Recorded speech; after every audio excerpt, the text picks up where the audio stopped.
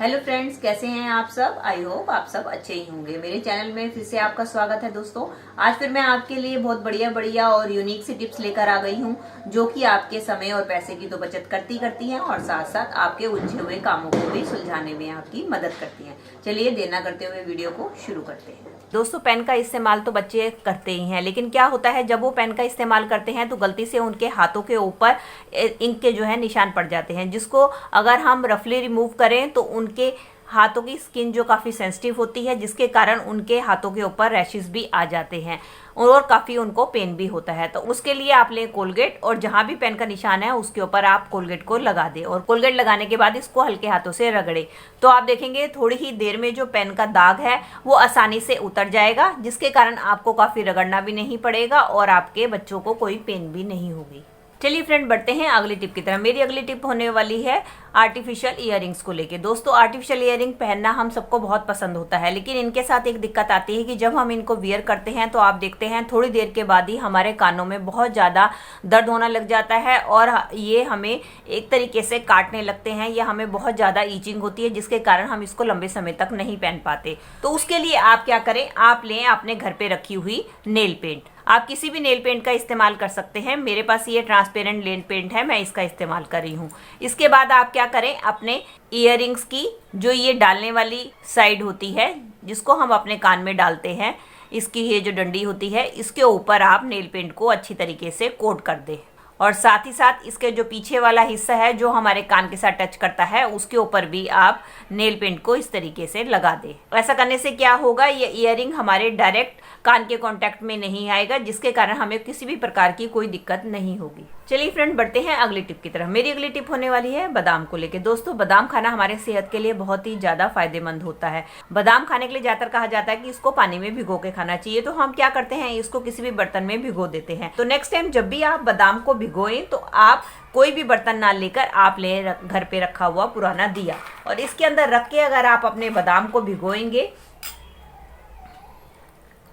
ऐसा करने से क्या होगा, एक तो आपके बादाम की तासीर जो है गर्म होती है वो ठंडी हो जाएगी और दूसरा ऐसा करने से क्या होगा कि मिट्टी के जितने भी पौष्टिक तत्व हैं वो सारे के सारे आपके बादाम में आ जाएंगे, जिसके कारण आपके बादाम की न्यूट्रिशन वैल्यू भी बढ़ जाएगी। चलिए फ्रेंड, बढ़ते हैं अगली टिप की तरफ। मेरी अगली टिप भी होने वाली है बादाम को लेके। दोस्तों, जैसे कि बड़े बादाम खाते हैं, इस तरीके से हमें छोटे बच्चों को भी बादाम खिलाना चाहिए, लेकिन छोटे बच्चों को बादाम खिलाने में सबसे बड़ी दिक्कत आती है कि अगर हम उनको कूट कर खिलाते हैं तो उनके गले में फंसने का डर रहता है। तो हम क्या करते हैं कि उसको सिलबट्टे के ऊपर पीसते हैं, लेकिन अगर हमें थोड़ा क्वांटिटी में बादाम को पीसना है तो हमें इतना बड़ा सिलबट्टा यूज करना पड़ता है, जिससे कि हमारे आधा तो बादाम ऐसे ही वेस्ट चला जाता है। तो उसके लिए आप क्या कर सकते हैं, उसके लिए आप ले सकते हैं दिवाली में रखा हुआ अपना पुराना दिया। इसमें डालना है आपने थोड़ा सा दूध।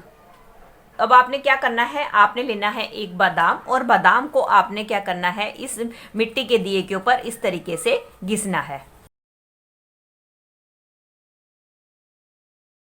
इस तरीके से मिट्टी के ऊपर घिसेंगे तो आपके बादाम का सारा एक्सट्रैक्ट जो है आपके इस दूध में आ जाएगा। अब आप इस दूध को एक चम्मच में निकाल लें और अब इस दूध को आप अपने बच्चों को पिलाएं। इससे बच्चा आसानी से दूध पी भी पाएगा और बादाम के जो सारे न्यूट्रिशंस वैल्यू है वो भी उसको आसानी से मिल जाएगी।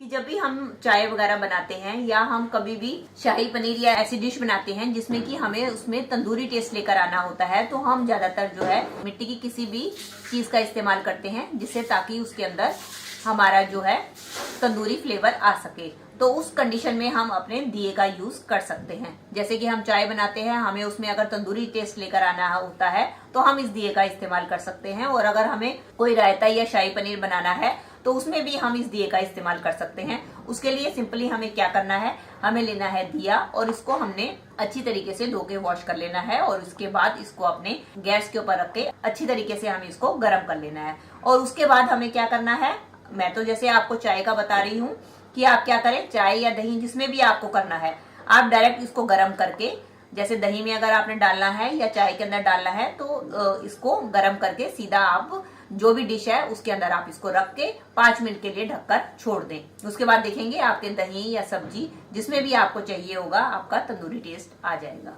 चलिए फ्रेंड, बढ़ते हैं अगली टिप की तरफ। मेरी अगली टिप होने वाली है इस तरीके के बॉटल कैप को लेकर, जो कि हमारे घर में अक्सर पड़े रहते हैं, जिनको कि हम कबाड़ में उठाकर फेंक देते हैं। आज मैं इनका बहुत ही बढ़िया आपको यूज बताने वाली हूँ कि आप इनको कैसे यूज कर सकते हैं। उसके लिए आप क्या करें, उसके लिए आप डबल साइडेड टेप, आपने क्या करना है, डबल साइडेड टेप लेनी है और उसको आपने अपने बॉटल के कैप के पीछे की साइड पे इस तरीके से लगा देना है। अब इसका इस्तेमाल कैसे करना है, चलिए ये भी मैं आपको दिखाती हूँ।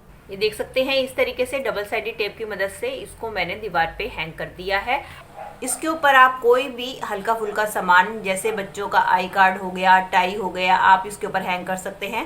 इस तरीके से किसी भी डेकोरेटिव आइटम को भी इसके ऊपर आप हैंग कर सकते हैं। इसके लिए आपको कोई भी अलग से कील नहीं लगानी पड़ेगी। मेरी अगली टिप होने वाली है तवे को लेके। अब तवे के ऊपर मैं डालने वाली हूँ पाउडर। अब मैंने डाल दिया है तवे के ऊपर पाउडर। अब हमें क्या दूसरी चीज लेनी है, थोड़ा सा विनेगर। अब इसके अंदर हम डाल देंगे एक ढक्कन विनेगर। और दोस्तों, मैंने नीचे गैस की फ्लेम को ऑन कर रखा है। ढक्कन विनेगर डालने के बाद अब हम इसके अंदर डालेंगे थोड़ा सा पानी। अब आप ये सोच रहे होंगे मैं इसका क्या कर रही हूँ। अक्सर दोस्तों हम अपने नॉनस्टिक तवे का इस्तेमाल करते हैं, जो इसके अंदर हम अब तरह तरह के खाना बनाते हैं, जैसे डोसा हो गया, चीला हो गया, आमलेट वगैरह हो गया, जिसके कारण हमारा ये तवा जो है एकदम चिकना और बिल्कुल खराब हो जाता है। क्योंकि इस तवे को हम अपने किसी भी जूने के साथ या किसी पत्थर से भी नहीं रगड़ सकते हैं कि हम इसको क्लीन कर ले। तो आप क्या कर सकते हैं, जो मेथड मैं आपको बता रही हूँ, इसकी मदद से आप अपने तवे को क्लीन करेंगे तो आप देखेंगे कि आपका तवा जो है मिनटों में क्लीन हो जाएगा। इसके बाद अब मैंने क्या ले लिया है, अब मैंने लिया एक फोक और इसके अंदर मैंने ये जो नींबू का छिलका है उसको डाल दिया है। अब हम क्या करेंगे, अपने सारे तवे को इस नींबू की मदद से इस तरीके से क्लीन करेंगे।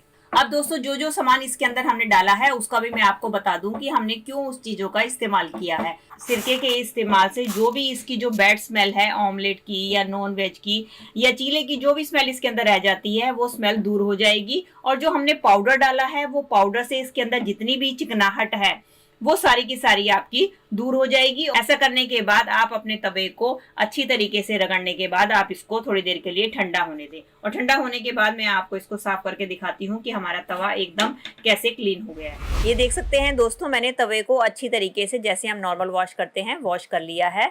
अब मेरा तवा एकदम साफ सुथरा और ऑयल फ्री हो चुका है। ये थी दोस्तों मेरी आज की वीडियो। आई होप आपके लिए हेल्पफुल रही होगी। अगर दोस्तों आपको मेरी वीडियो जरा सी भी अच्छी लगी है तो प्लीज इसको एक लाइक दीजिएगा और हो सके तो ज्यादा से ज्यादा अपने फ्रेंड्स और रिलेटिव्स में भी इसको शेयर कर दीजिएगा, ताकि वो भी इनका फायदा उठा सके।